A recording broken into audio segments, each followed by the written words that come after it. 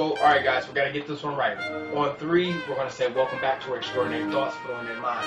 1, 2, 3. Welcome back to our show. Mine. And we back. That'll work right there. Yeah. And we back. And we Yeah. back. And we back. And we Y'all did y'all best. Thank And that's all that and matters. we But one more adversity, that you face, man, because you do a lot of stuff. You got a full-time career outside of what you're doing. So what else? Honestly, I sat back and I asked myself what was the biggest adversity, and the biggest adversity probably throughout this entire situation was me. It's me. Like I can say that it was, trying to get better gear, podcast equipment. Because if y'all ever seen like my earlier episodes, I used to do those in the closet.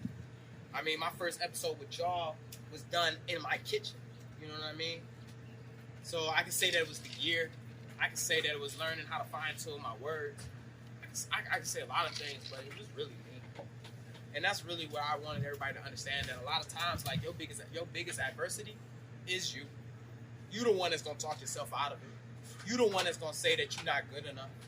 And that was some of the things that I would have to do during the time that I was writing. Because it's one thing when you don't receive immediate gratification, you start to doubt yourself. I would write something, but I never knew how powerful it was. It was just coming out of my thought and onto paper. That was it. It took somebody else reading my rough draft to be like, "Oh shit! Like, damn, you know what you writing right now?" To keep me going. Because I can tell you right now, if they did not do that, I probably would have quit back in January. I probably wouldn't even wrote the book. I thought I was just bullshitting. I thought I was just jibber jabbing. I thought I was just stuff coming out of my mouth and onto paper. So the adversity in the situation is always me. And that's kind of weird that you say you would quit because, for a lot of people, I don't know, what you guys do in your spare time. I personally feel like the hardest part, of the journey and the process, what you would talk about next, is actually starting. Right. So once you start, Fill in the blank. Like But one more adversity, that you face, man, because you do a lot of stuff. You got a full-time career outside of what you're doing. So what else?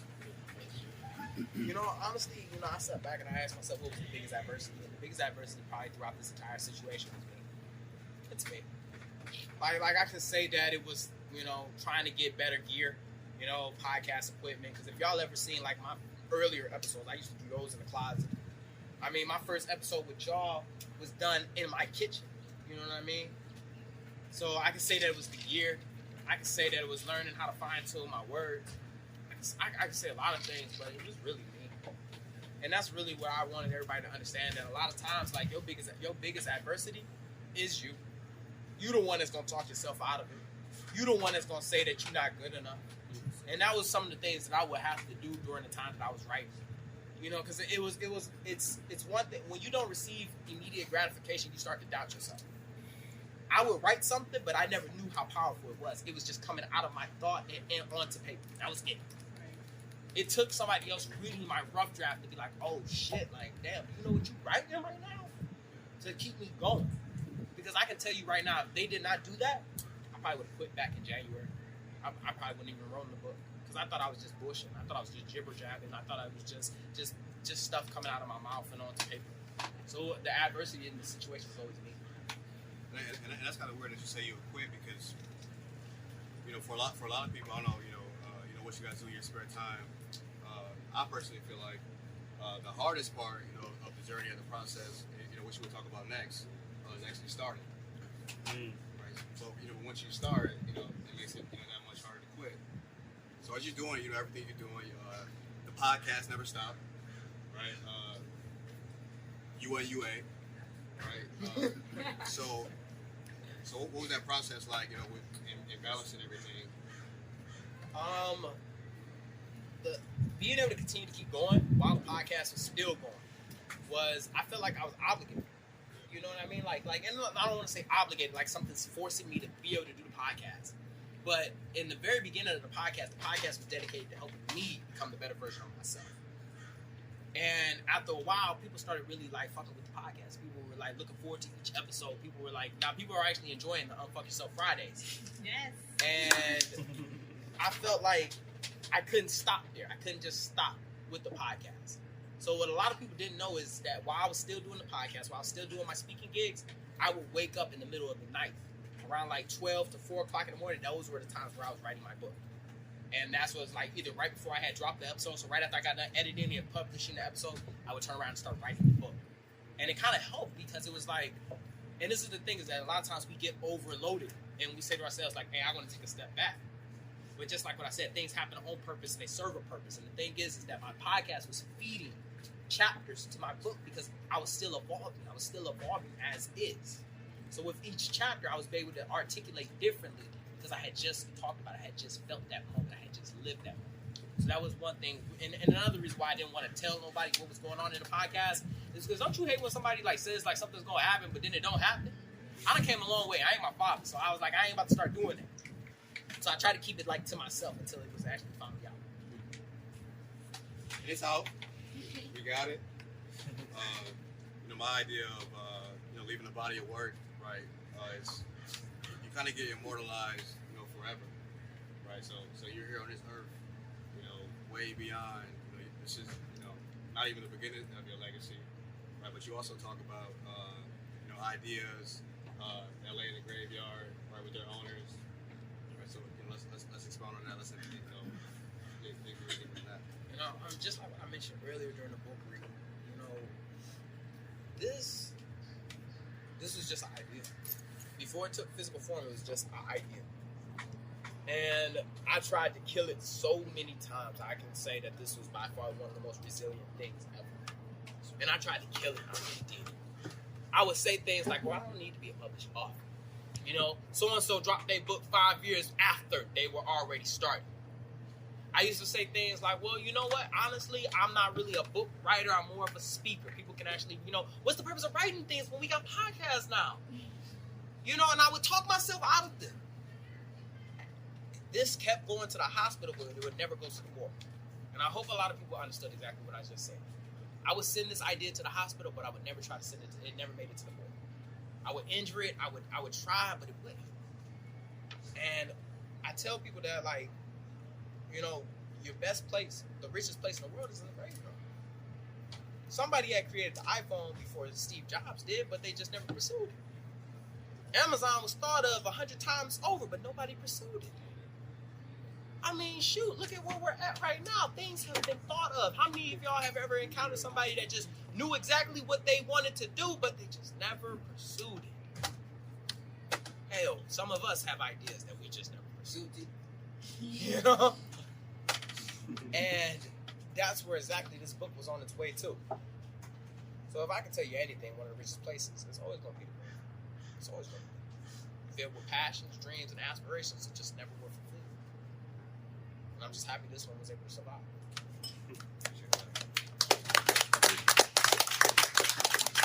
So for our next, the next segment, right, we'll open it up for questions from the audience. So if anybody want to be that person to go first, set the tone. So what's next after your book? Like, what do you have planned? The audiobook. And I wanted to, like, when I announced it about the audiobook, it's Meech Speaks regardless of the situation. It's always going to be Meech Speaks. God gave me something that needs to come out, and it's going to be speaking. And this is definitely a skill that I just unlocked. I feel like Goku when he finally turned Super Saiyan. I can assure you that it is definitely a skill. It's definitely a skill. But I'm Meech Speaks. And I wanted to give y'all something that y'all could really ride to. And I'm going to just be 100%. There was things that I just couldn't spell, so I didn't put it in the book. I can say it, but I just couldn't spell it. Like articulate, I don't know how to spell that, but I know what it means. I do know what it means. I do. And I wanted to be able to elaborate a little bit more in that project right there with the audiobook. The reason why I'm taking my time with it is because, yes, y'all not buying something that, y'all not, let me rephrase, not buying, y'all not consuming something where I'm just reading a book. Y'all going to consume something completely different than the book. Yes, will there be moments where it's like previously on this chapter, but I'm talking about something completely different. I've evolved into something completely different now. So that's really the next project right there, the audiobook. I'll go next, bro. There's no such thing as an overnight success segment, you said the problem is that we imagine it in its final form and not in its beginning. I know you touched on that earlier, but can you dig deeper on that? Right there. As you hold it. It's not a grown woman you hold. It's a baby. And that's the thing that I really wanted people to understand. When you created your brand, and you know, G-Man, and I really wanted to bring that because G-Man know, and I said it. I saw G-Man when I was in Afghanistan on national television before I actually saw that man in person. I was a fan of that man before he even knew it. I remember being in Afghanistan, seeing that man on national television. You see what I'm saying? And I was just like this. I was just flabbergasted, blown away, just taken away a little bit by the fact I was like, oh my God, Marines are on TV. And he don't even know what he did, but he imputed something into me. And I really just like it just dwelled with me for that long. And I remember when I saw G-Man, and I just got so excited to see him because I had already seen him before. George Anthony. I heard George Anthony before I actually met that man. Fucking voice. You know, I had already seen these people. And Nick. And I'm one of them type of people that like follow people, but then I unfollow them after a while. I ain't no group. You feel me?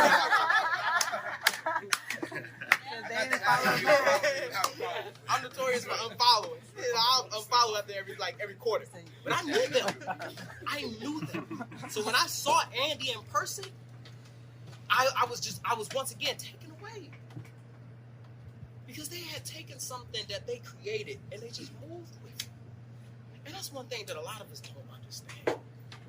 Is that y'all, we have these dreams, we have these aspirations, we have these things right here, and they just never make it to physical form because we so quick to kill it. We so quick to kill it. And it took parenthood for me to understand that, hearing my son's voice for the first time and realizing his voice gonna be deeper than mine, that this is a child that I'm holding. It is. But he gonna become something. He gonna become a man. And I really wish that we would understand that dream that you have, that craft that you have, that hobby that you just have, that could be your paid profession. And I never will understand how we so quick to kill our own dreams when there's dog walkers right now still making six figures, even in the pandemic. It's California. People need their dogs walked.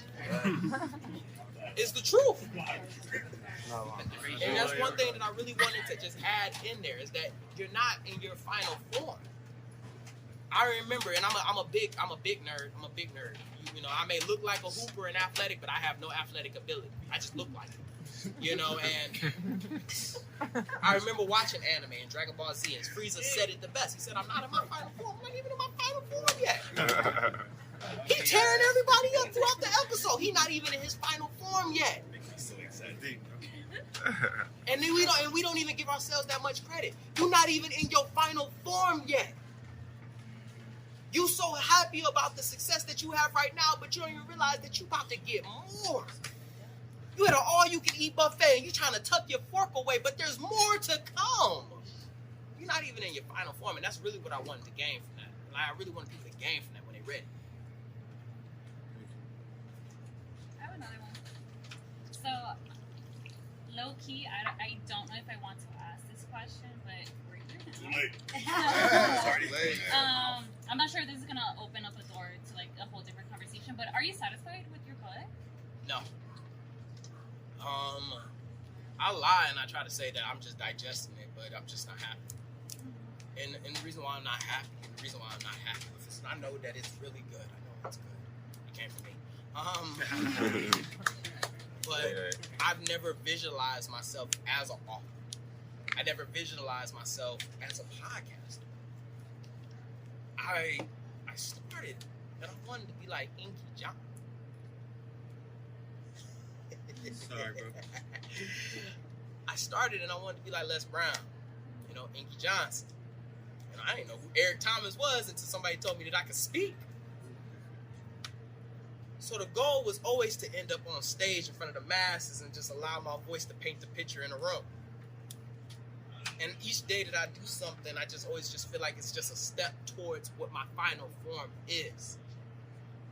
So, like, am I happy? I'm just content. I'm just content. I'm satisfied with it, but I know it could be better. And I feel like it's because I'm content that is why I continue to keep being better.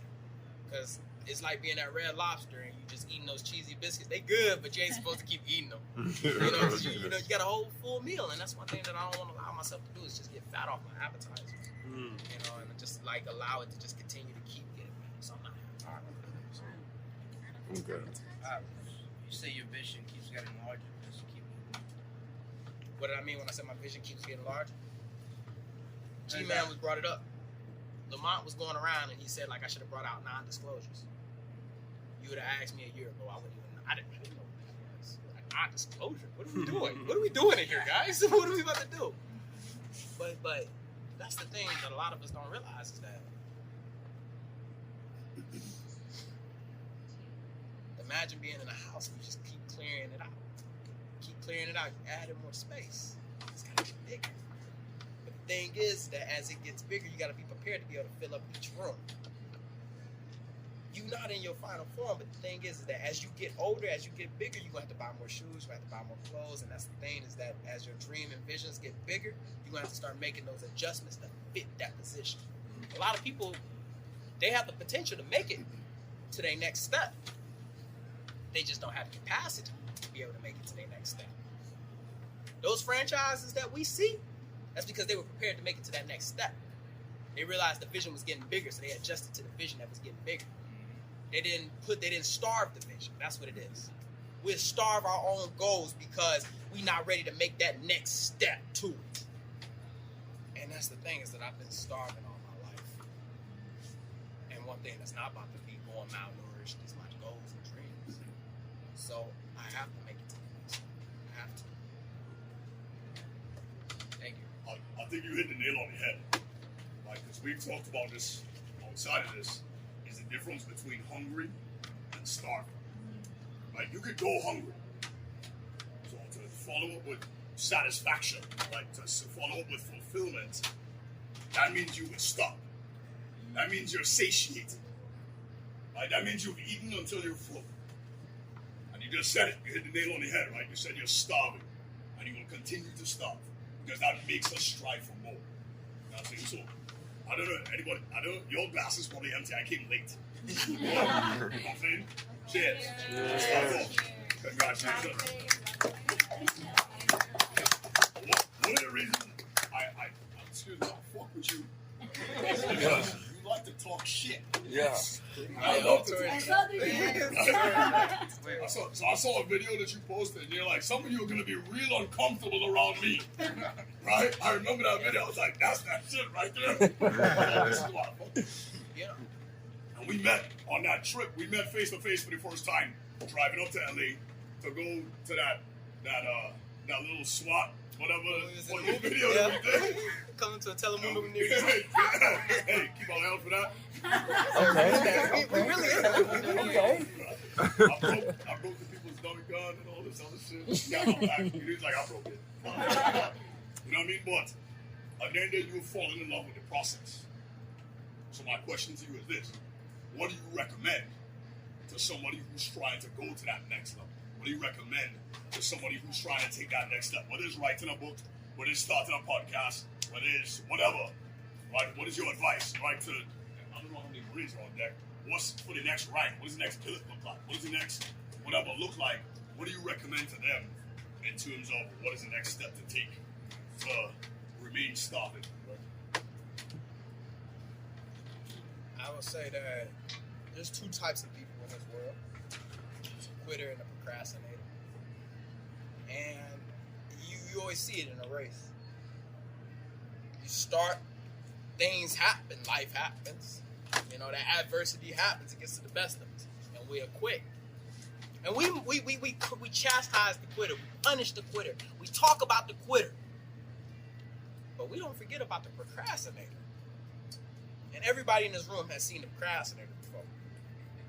you know, the one that forgets that we have 24 hours, we all the same, and we talk all this shit about the fact that if I just would have did this, X, Y, and Z would have been able to do this. You know, the procrastinator that's in the stands, and he got so much to talk about the person that just quit, but don't realize the battle that he was fighting. One thing that I've learned about the difference between a procrastinator and a quitter, and I don't know about y'all, but I would rather just quit than to procrastinate. Because the thing about quitting is that when I start again, I'll have experience. The procrastinator, he'll never have anything until he actually starts. And that's one thing that I really wanted everybody to understand is that even if you start something, it's okay to quit. It's okay to quit. The book got finished probably back in like April, but I brought it back into the lab just to redo some stuff, add some more things in, you know, get stuck in the procrastination perfection loop. It's okay. Done is better than perfect. I always tell everybody that somebody in this room right now got the potential to do something so great, but they're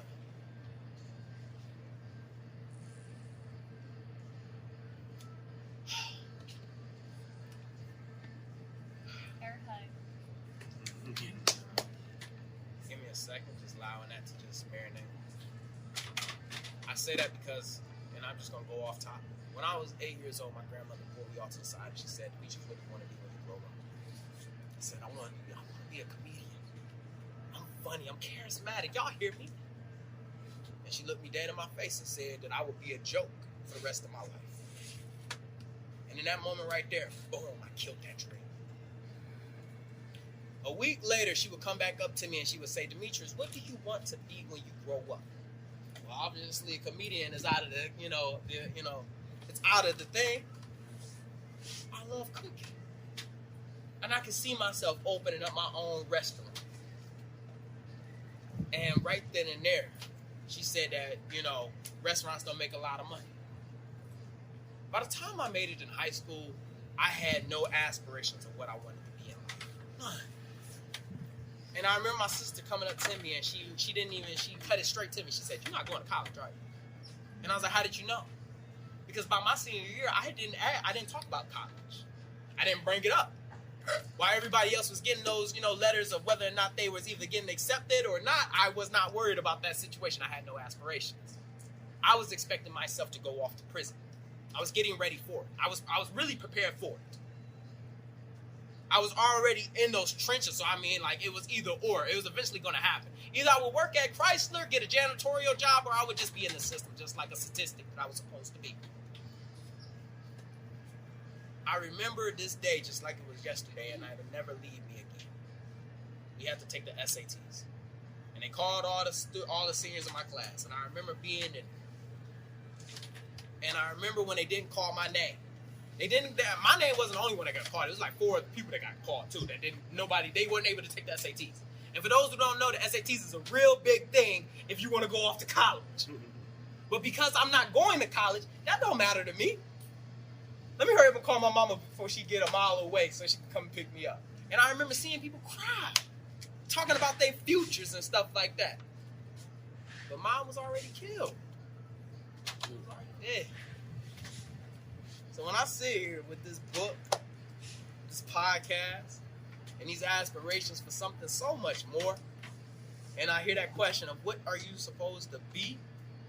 Or what could you do? What is the advice that I would give somebody if they wanted to keep going? Is do you want to be, it's one thing to be unfulfilled, but do you want to continue to be lost at sea? Because that's really what it is. Be lost. And you're just hoping that the wind take you to your next destination. Don't you want to take control and finally create where you're supposed to go? And I think that that's the best part about this entire journey is that I'm in control. I'm creative. I'm an author. If you catch me on Unfuck Yourself Friday, shit, I'm a comedian. I'm a radio host. I'm a lot of things. But I'm not boss no more. And I think that's the thing right there that I would tell anybody. And that's it. Yes, sir. That's it. Well, what's the impact you want to have on the world, bro? I don't want to have no impact. None whatsoever. The only thing that I want to do is be able to talk to me. That's it. Y'all heard it before in episode 1. Say it again.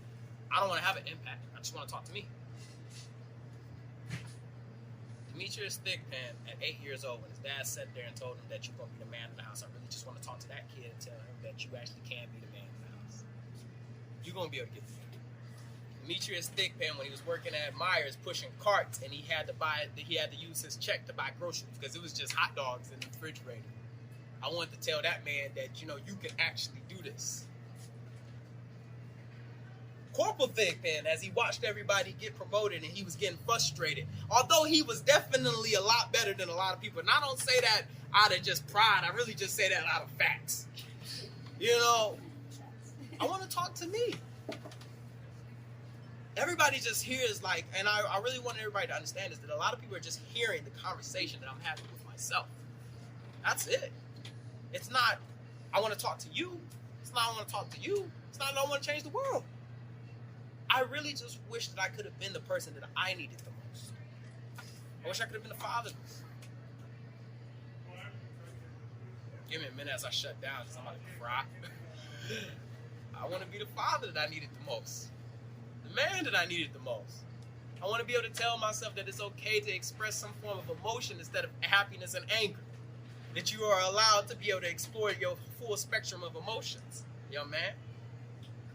I want to be able to tell myself that it's okay to be able to stand up for yourself, to believe in what you believe, that just because I don't want to do it is reason enough. I want to be able to sit back and tell myself that it's okay. It's okay that he suffers from addiction. It's not that he don't love y'all.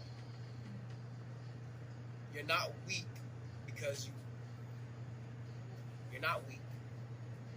You're just getting stronger.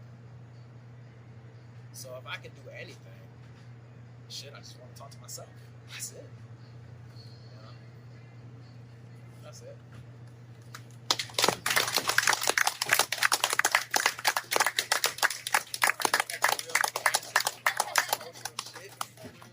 Go ahead, drop that pop smoke.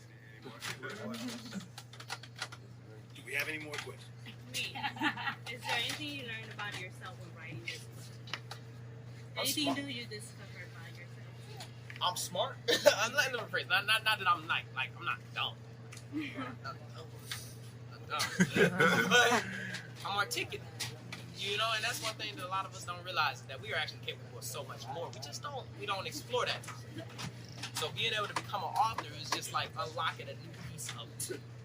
And it was just like, oh shit, damn, you can write. You really you putting your thoughts on the paper and it makes sense. 1 + 1 really is 2. Good job, Demetrius. You don't get hung up on your punctuation. It matters. It works. It works. They'll figure that out. Somebody else get paid to do that. And I learned that. That's also what I learned. I was somebody else get paid to do that. Don't worry about that. You got to create. Stop worrying about the semantics. 100%. What would you say you sacrificed in order to make it happen? Publishing everything.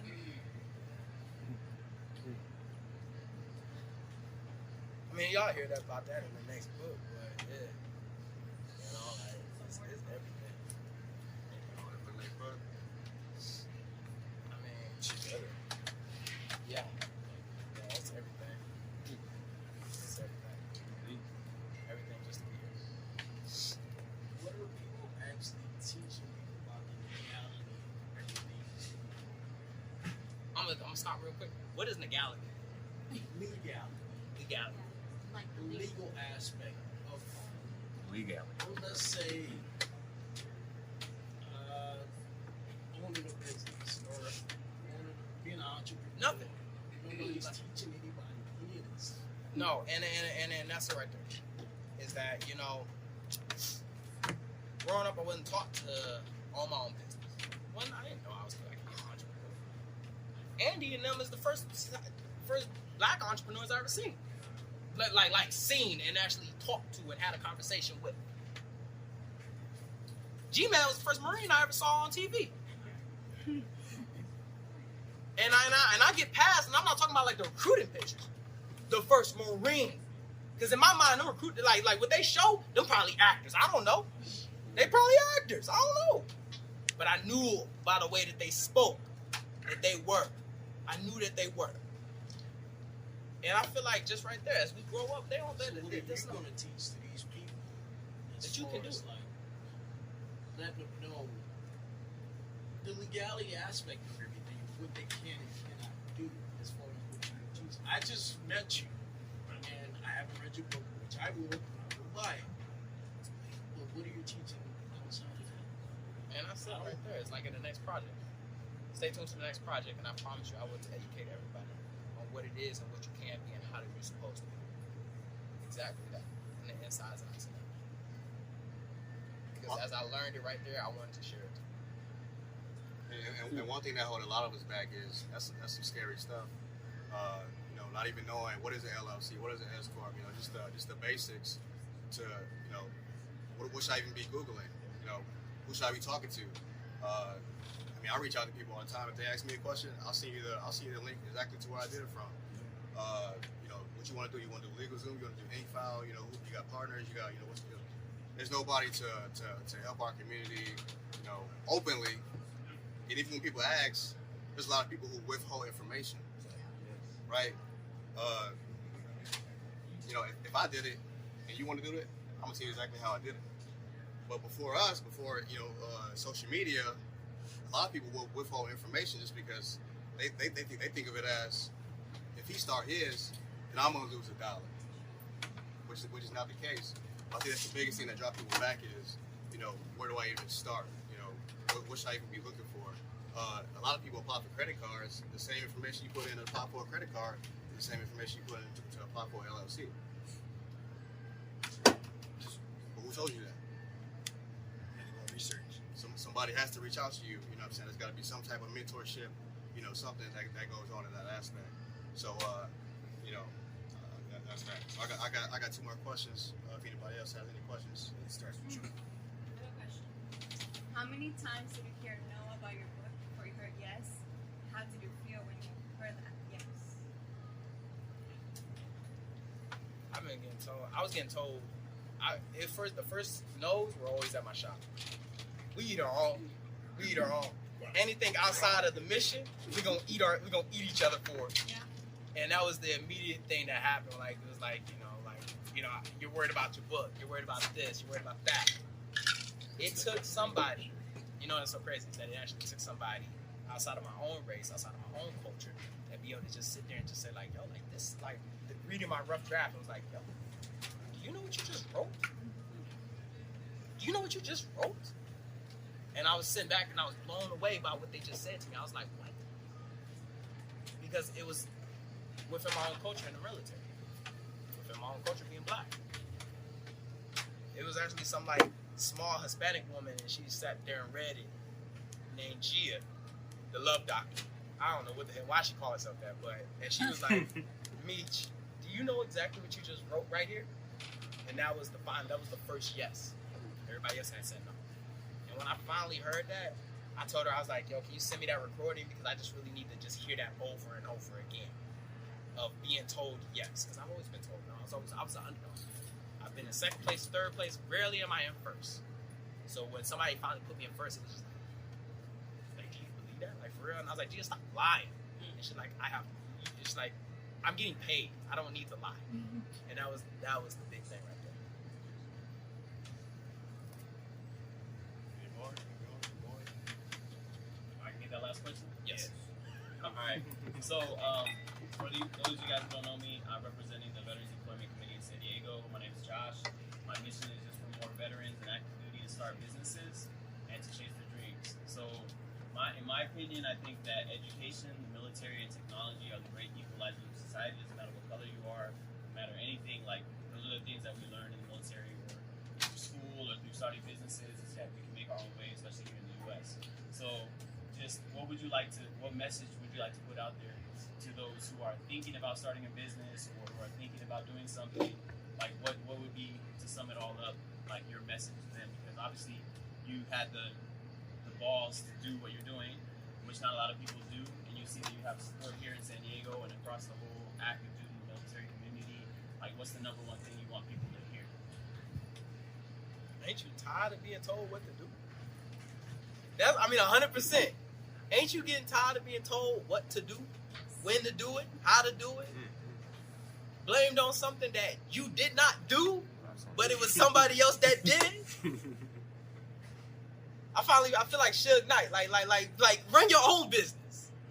And that's the thing, that's the mindset that really like came down. And I remember like being in a job interview. And in that job interview, there was, I had the job. But it clicked, and I was just like, honestly, after 10 years of military service, I'm done. I don't want to be told what to do no more. I don't want to be told how to do it no more. I want to be able to be on my own. And it really means a lot to say that. And that's not to take anything away from anybody that wants to, go into business with somebody else or do business with somebody else. But what I really wanted them to know, and what I really want us to know, is that us as military members, we capable of running like big corporations. We're capable of it. We're more than managers, supervisors. You deal with people on a regular basis. You know how to make sure the mission happens. You know how to deal with, you have these capabilities that could really put you somewhere. But you adore your own life. And you will sever your own dreams. You will sell your own dreams for somebody else's. Like, I really look up to y'all. I really look up to y'all. I really look up to you. Because I watch y'all create something and then continue to push forward with it. So if I could tell anybody that's a military, that's a member, that's a veteran, is that you are capable of it. They spent 4 years investing in you. When you gonna finally invest in yourself? Because until you invest in yourself, nobody else is gonna invest into you. Let me rephrase that. Until you believe in yourself, nobody else is gonna believe into you. Stop worrying about if they gonna believe in you, because you don't even believe in you.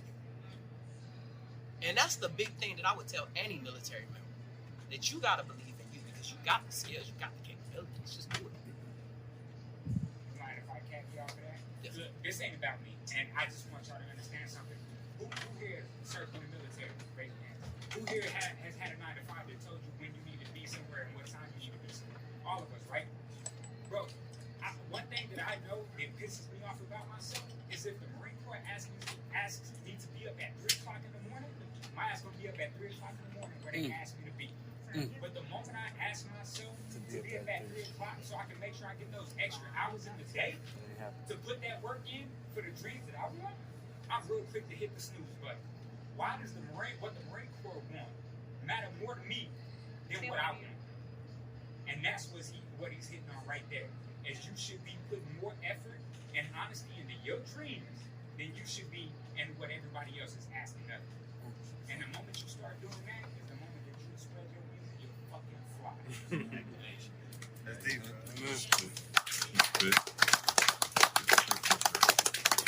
I just want to say one thing. Something I struggled with through my come up, right? It's not about me, it's about us. Don't let anybody say the little book gathering, or your little boot camp, or your little this, or your little that. Ain't nothing little about this. This is fucking huge. This is huge. Look around you. You got white, you got Hispanic, you got black, you got whatever. So there's nothing little about what you're doing. And this is big. This is huge. And that's something that I struggle with. And I told you around at the time, like, I used to eat at me when people say my little boot camp. Oh, like my own fucking ex-wife, my own ex, like my mom, my dad, oh, your little thing going. No, my shit's not little. It's fucking huge. And it's big, and it's international, and you're making an impact. And if I can change somebody's life, you're changing somebody's life. So, like, yo, this is huge. And I appreciate you. And maybe just get started, Just get started.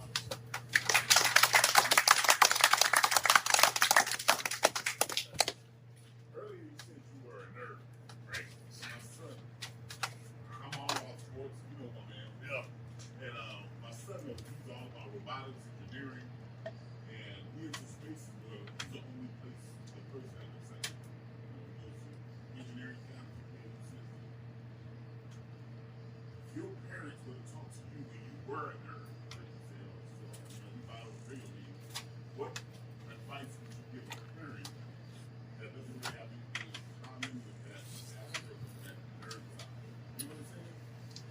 You know, fun fact is that, like I mentioned, my dad was a reoccurring character. And during his time on set, my dad ain't good at sports.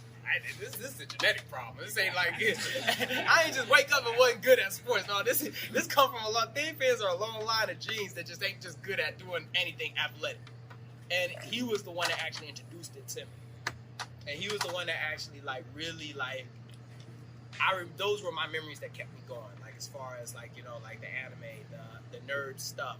You know, that's really was. I took my son to Comic-Con because my father promised me that we were going to go to Comic-Con, so I wanted to make sure that I took him. And my brother, on the other hand, who's 15 years older than me, you know, he was not a nerd at all, period. He was scholarship to college for football, you know, very athletic. My younger sister, also very athletic. I was the only one that felt like an outcast.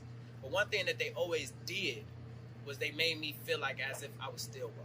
You know, they understood me. They still sat down. And, you know, we always sit down and we ask ourselves, like, you know, what are you watching? But it's like, you know, learn about it, but don't ask about it. You know, educate ourselves in the sense of what are we actually watching? Let's read this. Let's not get past the fact of, oh, is this, you know, it's not Dragon Ball Z, but, you know, we're going to say that it's Dragon Ball Z type of thing. Like, only nerds know exactly that pain right there. No, this isn't Dragon Ball Z. Like, this is complete. It's My Hero Academia. Come on, Dad. Like, let's get with it. You know what I mean? And, you know, it's like we watching, you know, it's like watching, like, you know, the San Diego Chargers, you know, or the LA Chargers, and you're like, what are you watching, the Lions? Come on, Dad. Like, you know, damn, like, this ain't it. And it's just being with us, you know, and I think that's what it is. Like, my kids, my son ain't gonna be a nerd.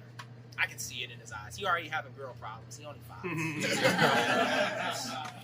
I can see that. So it's evolving as a parent and understanding as a parent. I think that's what it is. You know? But I think that's what it is. Our last question, right, based off of, you know, all the love and the support in the rooms. One thing that's, you know, extremely discouraging for, you know, a lot of entrepreneurs, a lot of movers and shakers. You talked about it in your book as well, is the idea of losing support from your friends. So, you know, if you could just dig a little in that. Do me a favor. Raise your hands. Raise your hand. I met all of y'all. Do me a favor. Put your hand down if y'all met me last year. Guys. Keep your hands up. Guys, keep your hands up. 2019, did you know me? No doubt. Keep your hand down. Put your hand down if you knew me in 2019. 2018, did you know me? 17? We all met in 2020. Yeah. I met you in 17. We all met in really 2020. I met you in 17. We worked together. That don't count. See? That was a completely different relationship. But I say that because all those people, you see what I'm saying? I had friends in 2017, 18, 19. They're not here. When I finally decided to get my shit together, I lost so many people. And that was the hardest part about getting myself together, was because I felt like I was doing something wrong because of the amount of people that I was losing. But this is the thing that I wanted people to understand, is that people are only going to stay with you based off of the version that you are right now.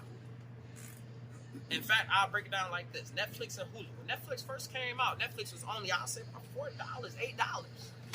Didn't have a lot on there. When Hulu came out, it was only $6.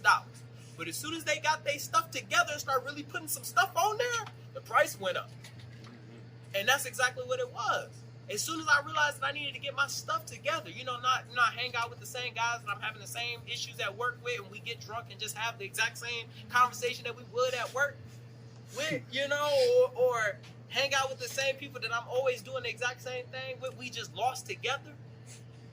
The moment that I rose my price up, people had to start canceling their subscription with me. And I say cancel your subscription because this is the thing. Well, if you couldn't afford the Hulu and Netflix payment, is Netflix and Hulu going to go back to their beta version for you? Nope. You just won't have Netflix and Hulu no more. And that's the thing that a lot of us don't understand, is that as I really started, and I say get my shit together, because before I could speak to y'all and y'all understood, I had to understand myself. I had to be at peace with myself with what I was saying, because I didn't want to get up here and be a charlatan, be a fraud. And in order to do that, I had to heal problems within me. And once that started happening, I started losing so many people. People ain't fucking with me. You know, I got kicked out of a mess night right before I dropped the podcast. I was getting kicked out, escorted. Sergeant Major was not happy about it. You heard about it. Drunk and showed my whole ass. And people will bring that up. That's the thing. People will bring that up. How he gonna sit here and talk about motivational stuff? We just watched him get escorted and taken home. He threw up in the parking lot. My first speech in the Marine Corps, where I realized that I was supposed to be a speaker, 4 hours before I got on stage and spoke. And just like that, another extraordinary thought left this ordinary mind. I hope you enjoyed this episode half as much as I enjoyed making it. Stay tuned Mondays and Fridays. Don't forget to follow me on Instagram at Meech Speaks. Once again, that's Meech Speaks. Meech is spelled Meech. Don't forget to share this podcast, subscribe to this podcast, follow this podcast, pass this podcast to somebody, because this podcast was dedicated to helping everyone become a better version of themselves. Even though I don't know what that type of version is, I just know that you can be better. Lastly, don't forget to grab your copy of The Extraordinary Thought from the Ordinary Mind, available on Amazon, Barnes & Nobles. I think there's an electrical copy. You know what it is. Stay hungry, stay motivated. I'm out.